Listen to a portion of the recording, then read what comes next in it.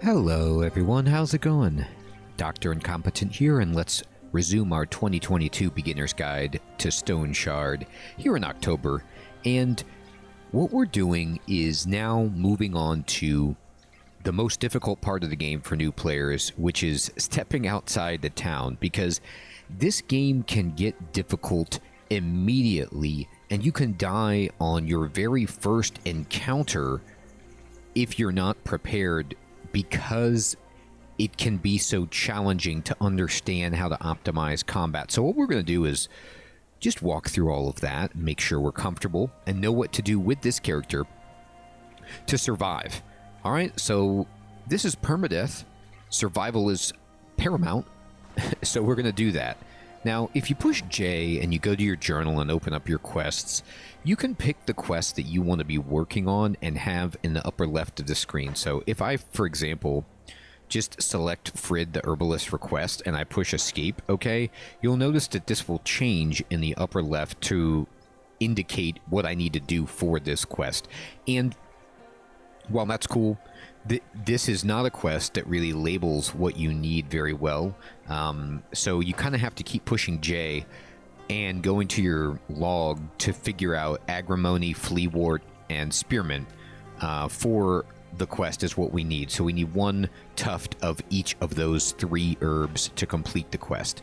Now, what these quests do is they give you rewards, but they also give you reputation within Osbrook, and you can see as we get this up to different thresholds, you'll get bonuses in that particular area, like perhaps more items being available at merchants, better rates at the merchants, a better selection of contracts, things like that. So it's just in our favor to do that. You'll see in our reputation log, we already got 25 reputation for doing Ram the Drunkard's quest, and we need to get up to these different thresholds to graduate into a different standing. Right now we're neutral with Osbrook, but by the time we're done here, we will move into a friendlier relation with them. Now, that's the quest that we want to be working on, but we're kind of doing any of them as we go. And let's just walk outside to the east of the town. You could reasonably go in whatever direction you want and be fine. I'm just going to go east and then kind of work clockwise around the town. Just as a no logic behind that, just kind of arbitrary game plan. Okay, so remember, all you need to do is push Alt to kind of highlight what items you can interact with on the overworld, and you can move with the mouse, but I kind of like starting to move with the arrow keys when I'm in an area that I haven't explored yet, just so that I know immediately when enemies are there and have all the time in the world to prepare myself for that. Now, I've walked over to this blueberry bush because I want to gather blueberries. So you'll see that before my mouse cursor was a attack symbol, and I had it on, the attack mouse because I pushed control. You can push control to change your mouse from attack to interact. And we want to just gather from this, and we gathered some blueberries. Now, if I look in my inventory at the blueberry we gathered, you see it makes you less hungry, it makes you less fatigued, and it makes you less thirsty. Not very much, but a little bit. So it's nice to have. It's just a small pick-me-up. Now, because we're out in the wilderness, here's what we need to do. We need to immediately push W to switch to our crossbow loadout, okay? We need to make sure that our crossbow is loaded, and if I mouse over the key that we have bound to our action bar for loading or unloading the crossbow, you'll see that it says unload, so that means it is loaded, okay? And by the way, if you forgot how to do that, all you have to do is click on modes and actions right here, push B. It opens up these different modes or actions you can use, and you can just drag them onto the action bar to map them to the number keys. All right, so now I'm going to walk over this way, and I'm just going to keep pushing Alt every so often to see if there's any item that I can interact with on the screen And look at this. Right here, there's some spearmint. And we need this for the quest. So I'm going to kind of walk over here. Now I'm using the number pad arrow keys to move diagonally. And I'm just going to then use my mouse and interact with this like that. All right. And I'm going to just kind of keep following the road. Now, the reason I'm following the road is because here it is. Fleawort, and I learned this painfully with one of my previous characters. Fleawort does not grow in the woods. It grows along the road. So if you're looking for fleawort, check along the road. We got lucky and we found some spearmint. And now we have the fleawort here. And what this means is that we are 2 out of 3 on the way. We just need agrimony, and that's pretty easy to find. Now, there's some henbane up here that we can gather to the north, so I'm just going to walk over to it and get it, just so we can look at it. I think it's within your interest to kind of gather all of the herbs that you can, push I, open up your inventory, and just mouse over the different herbs that you gather and see what the effects of them are, because some of them are actually fairly favorable. So henbane, if you eat it, it has a 1 in 4 chance to give you battle rage, which is kind of like berserk and make you stronger in combat. So that could happen. It's not bad. Fleawort is nice because it just gives you health, replenishment, efficiency, injury treatment, and bleed resistance. So it's a very nice thing to have and eat. But you actually use fleawort. You don't eat it, excuse me. You use it on a body part that has been injured. So you just open up your character and you go to your health panel, and you would actually like right click on this and then select an injured body part to use that on. And spearmint makes you very thirsty, but it helps reduce intoxication and give you intoxication resistance if you're dabbling in the potion world. All right, so I'm going to walk around, and now I don't need to follow the road as closely. Here's some more henbane, because I found my fleawort. Now, you'll notice it's starting to get dark. When it gets dark, things become understandably more dangerous outside, especially on the roads. The roads seem like a great thing to follow to know how to get from point A to point B, but just like roads in any fantasy game, they are patrolled by brigands and Highlanders, or highwaymen rather, who want to take out hapless travelers, and you're going to need to fight them. And the unfortunate thing that usually ends up with being the case with those types of enemies is that they bring a buddy or 2. So you're going to have to fight 2 or 3 at once, and that's usually a massive no-no in this game, especially early on. Later you can do it more reliably, but most of the time you want to be fighting one-on-one or at a choke point. All right, so I'm going to walk around and just see what we can find. Butterflies, birds, beautiful stuff in this game. And if I push on the map, by the way, you'll see that I really haven't left, I haven't gone too far. I'm on the road leading east out of Osbrook, and there's my character right there. I haven't explored too severely yet. So I'm going to kind of go back over here and just keep uncovering the map for myself, staying very, very close to the town. There's some bog bean. We can pick this up because we haven't found any yet. And gathering herbs is an okay way to make money early game if you're looking for something that's relatively safe, but you'll notice they don't sell for much. So it's not a very profitable thing to do, but it can make some money if you just need a little bit of change to get an item or something like that. If you have desperate to buy a bandage or something. Stay at the inn even. Now, I'm kind of tracing these zones out, as you can see, and now I'm using the mouse to move a little bit more confidently. It's safer to move 1 square at a time with the arrow keys, but it's more convenient to just click greater distances. You just have to know that there is some danger inherent in that. So don't click like massive distances into an unexplored region, for example. Just be reasonable with it and you should be okay. Now, I'm staying very close to the edge of the map, as you can see. So there's the zone exit right there, and there's the zone exit below me. I think it's a good idea to kind of trace from the outside in areas of the map early on so that you can run if you need to. Here's rhubarb up here, which is good for eating, because enemies will only follow you a little bit through a zone. So if you zone through and then you keep running, generally enemies will not pursue you much further than that. So it's a great escape hatch for your character. Here's some burdock. Let's gather this. So I'm just kind of tracing this square of the map here, as you can see, by moving along the bottom of it, looking for agrimony. The more of the map you get uncovered, the easier your life will be when you're walking around, not only looking for things, but just, you know, trying to avoid trouble.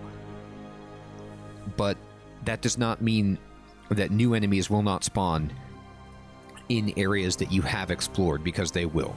So don't think that it's clear forever, but it gives you a better chance of at least knowing what's on there. Now, I picked up some more fleawort because this is actually pretty good, and I'm going to give one for the quest, but I'd like to have an extra one for myself.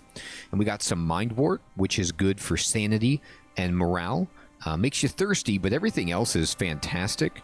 And it reduces your duration of drunkenness or bad trip if you're messing around with mushrooms or other herbal remedies for 5 to 10 turns, so it can be good.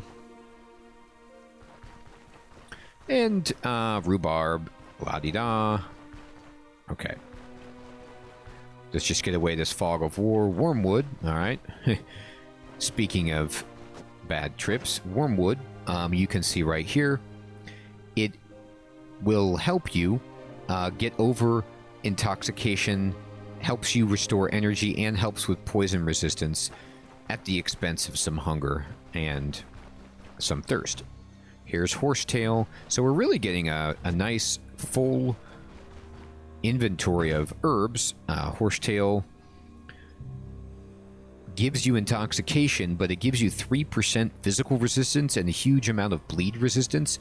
So this is great against an enemy that you know is going to bleed you, or if you want a little bit of physical resistance, can be a nice boost for your character at the expense of some intoxication. And good. I'd say I've mapped that out pretty well.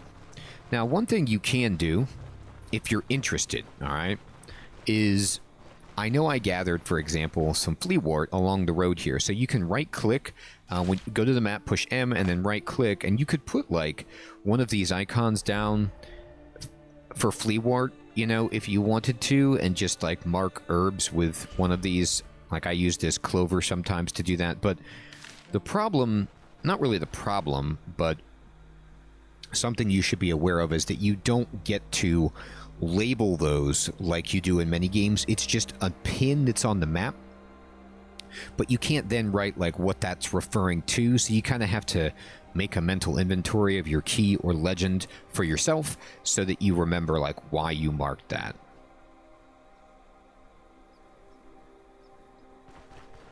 All right, I'm going to move down here. And, oh, looks like there's some that's left unmarked. By the way, you'll see it's now just full-on nighttime, which means more and more nasties might come out. So I'm going to kind of get closer to town. There's some nettle over here, by the way, too, that I didn't gather yet. Let's just get some nettle so we have a full inventory. Oh, look, we got stung by the nettles when we gathered them, and it did 1 damage to us. You'll see we're at 99 out of 100, so, you know, the nettles have thorns, but they also help you with bleed resistance even more than the horsetail, and health restoration, and help you become less intoxicated, so nice. Oh. That sound effect meant I just became thirsty, so I have a debuff for being lightly thirsty, and you'll see that this gives me all kinds of negative effects. My skills cost more, I lose morale slightly, and in general, I just get fatigued easier.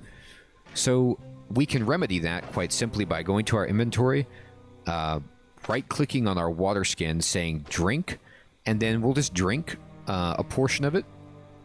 And you can see the blue bar below the water skin indicates its level of fullness. And now we are no longer thirsty. So we got rid of that. And I'm just going to go down. It is night, by the way, so if you wanted to be really safe, you could just go back to the town and rest. And I think that's a completely legitimate plan. And this is kind of why, as you see, because it becomes more dangerous at night, like why it's smart to not accept that contract initially, because what you can do then is just take your time exploring around and rest when it's night so that you can early on get a whole bunch of experience without dying, and boom, we found our first combat. Right here, there is a baddie waiting by the road, like I said, and your character responds. So Arna says enemy, and it says in the log that we've spotted a goon. So there's a goon down here. Now what you want to do when you see an enemy is immediately right click on it and say inspect. You'll see that it's a brigand, it's a human, he's equal strength to us, okay? So this is kind of like the threat level of the enemy, and they're hostile. And they're at full health, full energy, and full armor. And they give a little flavor text, a former peasant who had to turn to a life of crime in an attempt to not starve to death, fodder for dirty and dangerous work. So this is great flavor because it makes you feel terrible about killing a person who has turned desperate, who once was an upstanding citizen. So, the shades of gray morality just swoop in, but what can you do? They no longer are good. They are attacking us on the road, so it's time to fight. All right, so here's what we want to do. We want to shoot them with our crossbow, correct? But you'll notice how when I hover the mouse over them, what appears on top of this goon is a sword and not a aiming reticule, and that indicates that they are out of range. I cannot shoot them. They're too far away. So I'm going to kind of move over here, and I'm going to just walk this enemy to the west, away from any of his potential friends. And now you see I can shoot them because there is a bow icon that happens when I mouse over them. It also could have been the case, by the way, that they weren't out of range, but that this bush was blocking line of fire, which is why I couldn't shoot. It could have been one or both of those things, but either way, now we can shoot at them. All right. Now, I'm going to keep walking, actually, up here, and I just want them to not bring their friend, or I want to at least see if their friend is present before I engage this foe. This is an equal threat to us. This foe is like the same strength as us, so we have to be very, very careful with how we engage. And this is something that's very important in Stoneshard when you're starting out, which is to pick your fights in such a fashion that you get a favorable outcome. And I feel pretty confident now that their buddy is not following them. They didn't yell to alert their buddy. I don't see anyone else following along. And this happens frequently in the beginning of the game and, beyond, that there could be groups of enemies, but if they don't tell each other that they're there, you can kite away one enemy pretty simply by coming in, attracting their attention just with sight and walking them away from the fight so you can get one foe at a time. And now that we have one foe here, I'm going to shoot this person by left-clicking with my mouse, and you see we wildly miss.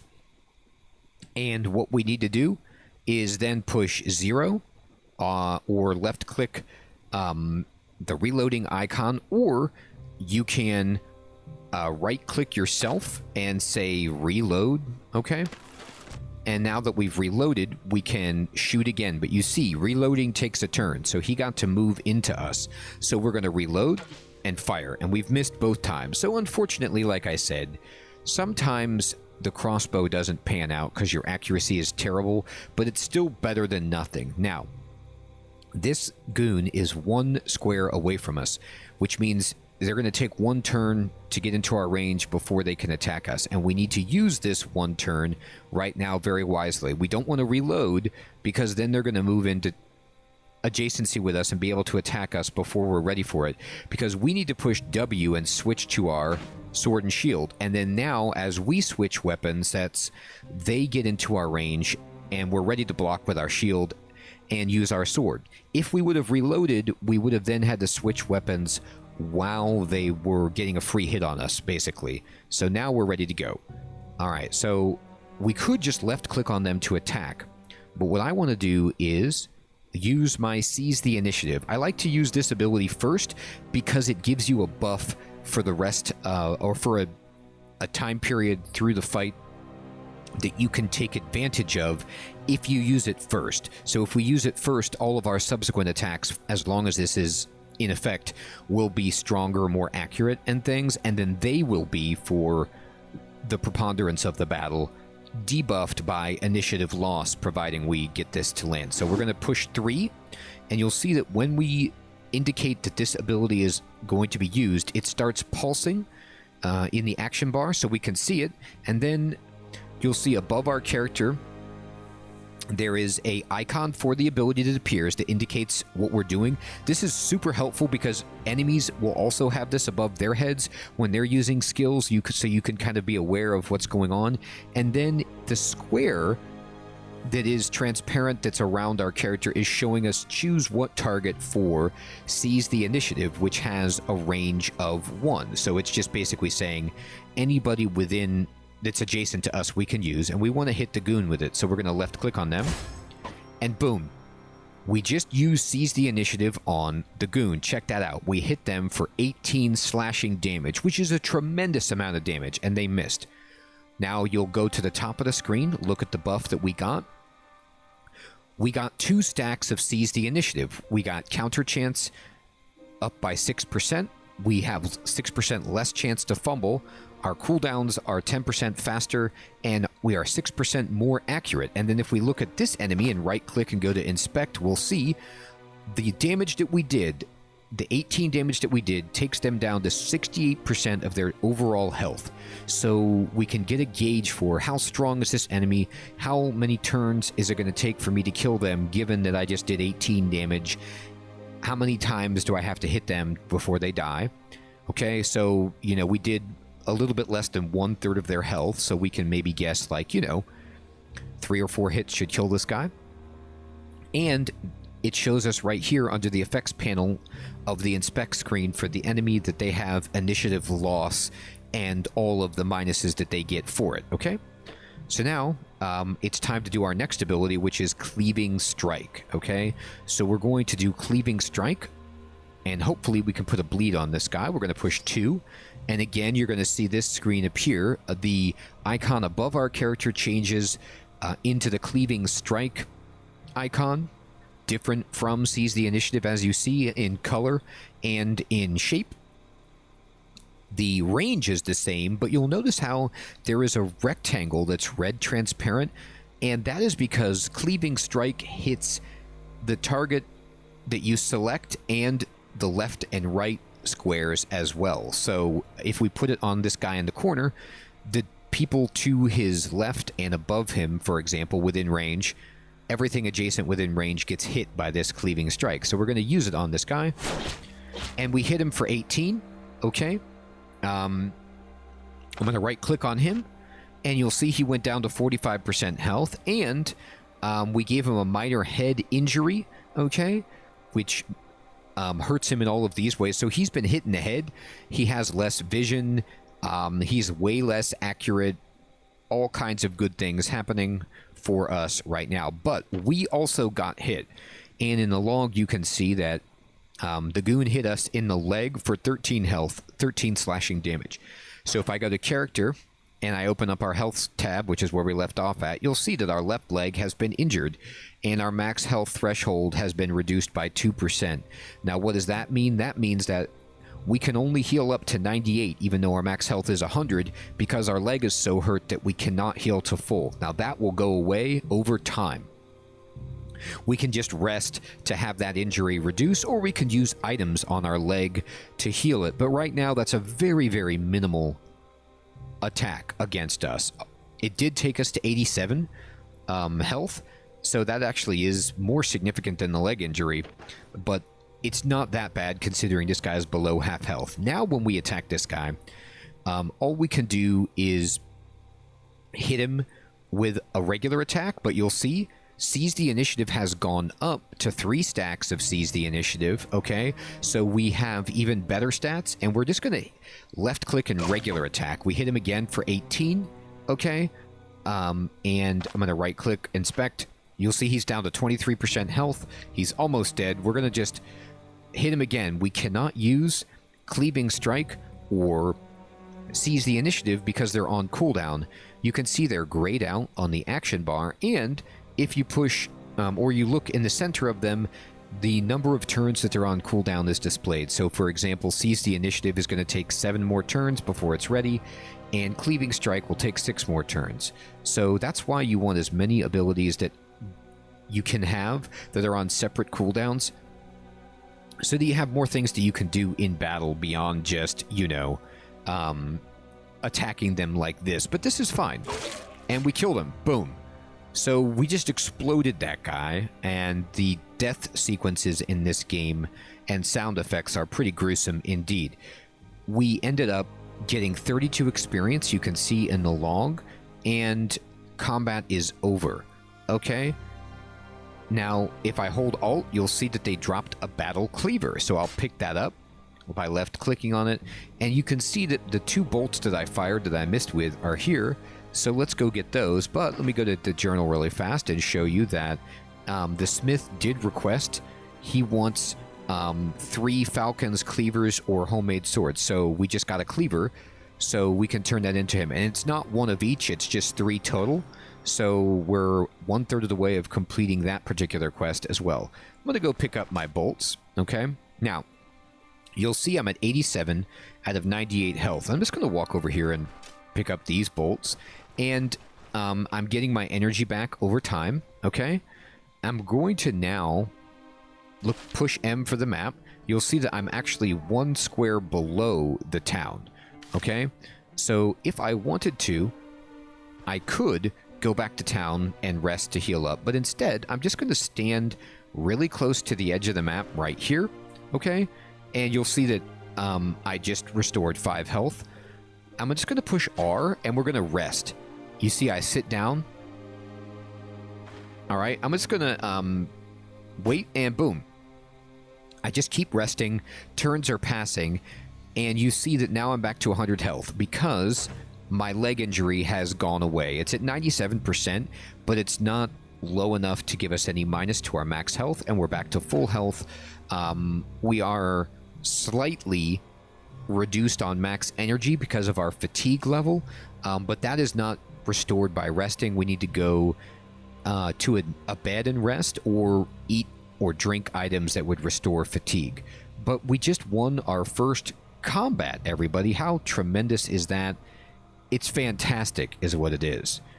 So now I'm betting there's probably another goon over here that was this guy's buddy that we want to go look for, but we're going to do that carefully. The first step is to push W to switch back to our crossbow, and then push 0 to reload our crossbow. And now our bow is loaded and we're ready to go and fight again. Awesome. All right, let's continue looking down here for the buddy. There's gotta be some assistant. I mean, there doesn't necessarily have to be, but it's very likely. And look, I spotted an enemy already. Now, you can't actually, interestingly, she says enemy, but we don't really see an enemy, all right? Like, I'm looking around and I don't see a bad guy, but I think it's right here. I'm not 100% sure. Let's step down here. Okay, it's actually down here. So she spotted it outside of my field of vision, which is very useful for us, but now we have the buddy. And we're going to do the same thing. I'm just going to walk up away. You'll see the question mark. Like, this person might not entirely see me or know what I'm doing, okay? So I can inspect them and it's another thug. But this is not a goon, this is a thug. Alright, so this is a different type of hooligan, humanoid brigand, and I'm just going to keep walking. They know I'm here, okay? But I want to just do the same thing, pull it away in case there's another enemy, because I only want to fight one at a time. Alright, so now that we're there, in terms of this working out for us, and I'm going to step over here, and we're going to wait a turn. So I'm just going to push 5 on the numpad to wait, and then now you'll see that the bow appears so we can actually shoot this person because they're in range. So I'm going to try to shoot them. We've missed. We're going to push 0 and redraw, and we're going to try to shoot, and we've missed again. In this case, it's worth noting that the enemy is actually 2 squares away from me, so we have 2 turns before they arrive. I don't have enough time to shoot unless I want them to get a hit still, but what I can do is reload. I'm going to push 0 and reload. And then I'm going to push W and switch weapons so that when they arrive, we're ready to go. The reason I didn't just switch to my weapon and wait is because sometimes enemies will run away when they start to die, and you're going to want to maybe try to shoot them before they can run and alert some other buddies or get away or anything like that. So it's nice to have your crossbow loaded up for a shot quickly on the enemy when they try to run away, if possible. So, or just hypothetically, another enemy might come onto the screen right when we get the killing shot, and then they're getting closer and we can take a shot at them more easily. So it's just a good best practice to reload if you have a free turn. We're going to push W, and here they are. We're going to do the exact same ordering of our abilities. We're going to push 3 and use Seize the Initiative. And this time we hit for more. We hit 22, which is a big one. And then we're going to go ahead and push 2, and we're going to... Oh man, we crushed them. So we critically hit them. You can see in the combat log, we used Cleaving Strike. We critically hit them on their arm, and they lost 25 health. Then you can see that they started bleeding, and he even said, "I'm bleeding like a pig," which is bad, and he immediately lost 4 health to bleeding. He tried to attack us, but he missed because, you know, we are ramped up on not only counter chance, but he is debuffed on his accuracy, and we can look at that. He's losing accuracy because of initiative loss. He's also losing accuracy because we hurt his hand. So 10% accuracy down there, and he's bleeding for 4 damage. And this is going to be lasting for quite a while on this enemy, and until he stops the bleeding with the bandage, basically. That's bad for him. And I mean terrible for him, because he's already at 24% health. And he's bleeding out. Now, I will say at this point, one thing that I wish they would add to this game would be health bars. It is a little bit frustrating that you can't see the enemy health, but then again, this game is in early beta, so they may add that option at some point. So the only way to really know how much health an enemy has is to right-click on them and inspect them and see the health percentage at this juncture. So you kind of have to do that a lot to see where they're at. Now I'm just going to attack them, and you see we hit them for 18, and then before they even got to act, the bleeding kicked in and they died. So this is why bleeding is so nice, and why I took Cleaving Strike as an ability. Now, it has only a 37% bleed chance, but that's very high, and bleeding is super powerful. If they were to try to run away, they would have just collapsed and bled out over a few turns. So it's fantastic. I'm going to just look around, and you'll see that we have found ourselves another weapon. So we have 2 out of the 3 weapons that we need. And I'm going to go pick up my bolts. I'm just holding down Alt to look around and selecting these things with the mouse. I'm going to get this flea wart down here. And I'm going to push W to switch back to my crossbow. And now we're going to start walking around and looking for... right here. We found it. Agrimony. Perfect. Now, I think it's a good... thing to mention that basically if you have your crossbow out, you'll see that this action, unload or reload, is in full color, meaning like you can do it. Whereas if I push W and I have my sword out, you'll see that it's grayed out. So that's another indicator on which weapon you have. Of course, your sprite shows you what weapon you're holding, but if you eyeball that, and it's a good reminder, like, oh, I want my crossbow out for an early strike.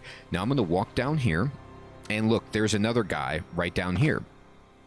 And this is a thug who is unaware of us. We didn't spot them and say enemy, and they didn't say anything. They don't know we're here. So this enemy is somebody we can get a free shot on.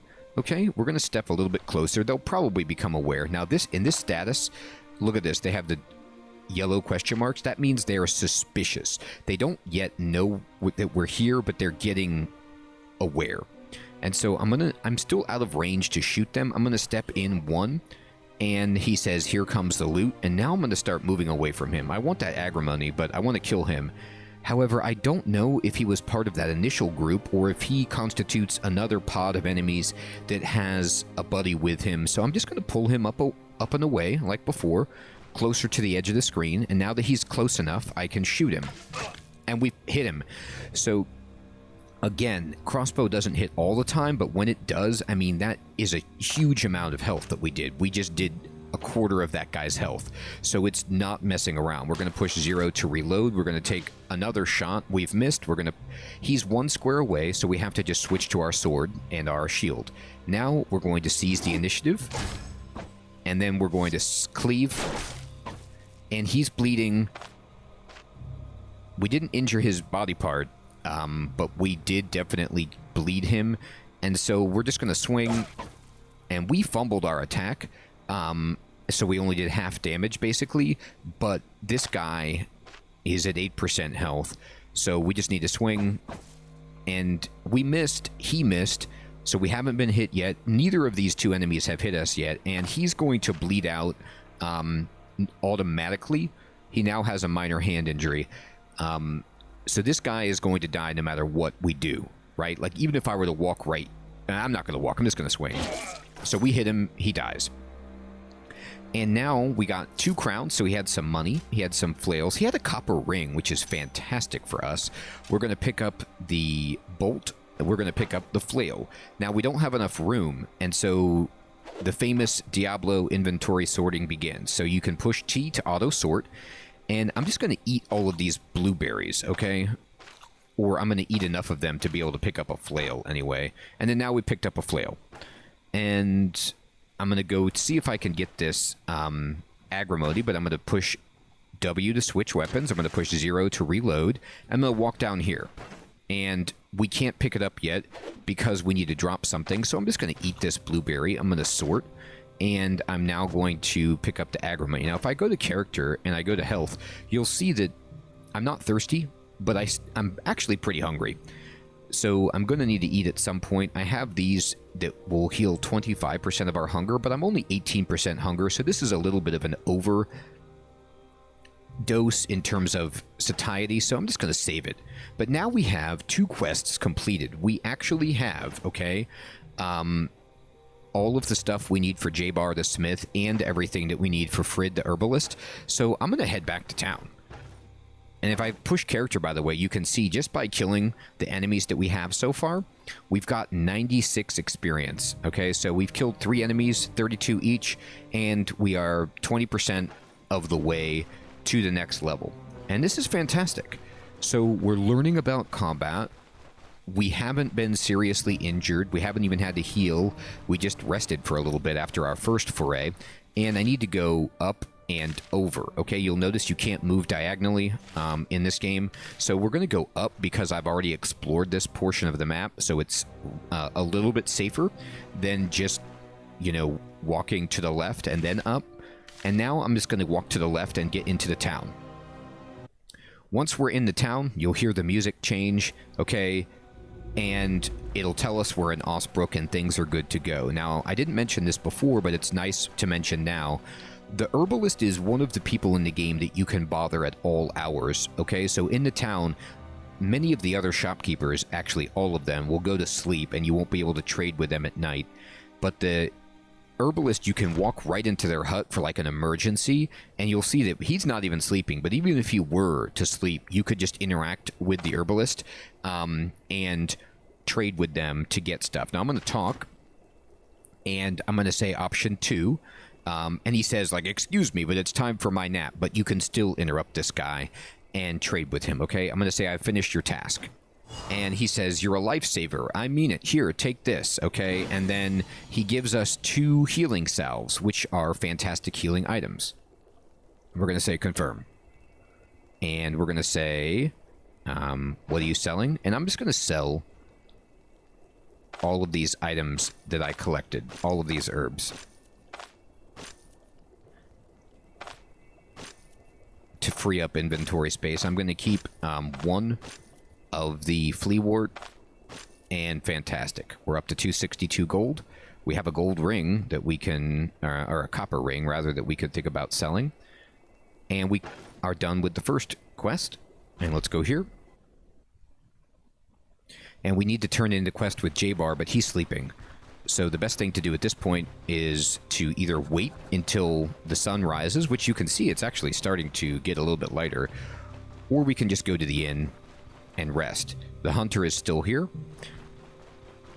and we're going to go to the inn and rest. The nice thing about this is we already paid for it, so we'll just go up, and I'm going to go over to our room, and I'm going to interact with the chest. I'm going to put away 2 of the healing salves. I don't need 3 of them on me. I'm just going to save 2 for later. And I'm going to put away this amulet until we get an identification scroll. And this ring is exactly the same as the other ring, so I'll try to sell it. I'm going to sort everything, and we're good to go. And I'm going to rest. And I'm going to select the slider and rest until... let's just rest until 9 a.m. here. And boom. Now, we can go out and see who's awake and sleep longer if we need to. And you'll see that we get this buff called Vigor when you rest that gives you all kinds of great things. And we're cooking with gas. So everyone, I think this is a good place to end the second episode of this Complete Beginner's Guide. We have finished 2 quests, and we've gotten into combat, and we're still alive and doing well. I want to thank you all so much for watching. I hope this is helpful to you, and I'll check you next time. Take care.